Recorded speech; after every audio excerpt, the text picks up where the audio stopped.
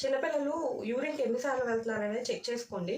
యూజువల్‌గా ఒక 4 టైమ్స్ నుంచి 10 టైమ్స్ వరకు కామన్‌గానే వెళ్తారు ఏజ్ బట్టి గూడా.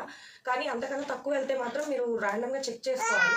నాకు ఇప్పుడు ఎక్స్‌పీరియన్స్ అవుతా ఉండింది. కొంచెం టెంపరేచర్ ఉన్నా, ట్రావెలింగ్‌లో ఉన్నా, లేకపోతే ఇప్పుడు ఎండాకాలం కదా! యూరిన్ బాగా తక్కువగా వెళ్తూ ఉంటారు. సో, వాళ్ళు డీహైడ్రేట్ అయిపోద్దనమాట బాడీ. సో, మీరు ఖచ్చితంగా వాళ్ళు ఎన్ని సార్లు అంటే మనం డైపర్స్ ఏస్తాం కాబట్టి కౌంట్ ఉండట్లేదు. సో, అట్‌లీస్ట్ మీరు ఎప్పుడైనా డౌట్ వచ్చినప్పుడన్నా డైపర్ లేకుండా చెక్ చేసి చూడండి.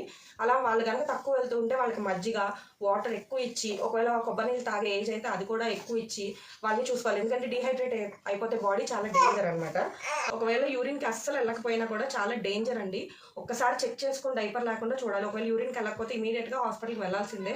సో, ఈ పాయింట్‌లో మీరు సమ్మర్‌లో ఖచ్చితంగా చెక్ చేసుకోండి. పిల్లల్ని ఎప్పుడు కూడా ఒక నార్మల్ టెంపరేచర్‌లో మెయింటైన్ చేస్తూ ఉంచుకోవాలి.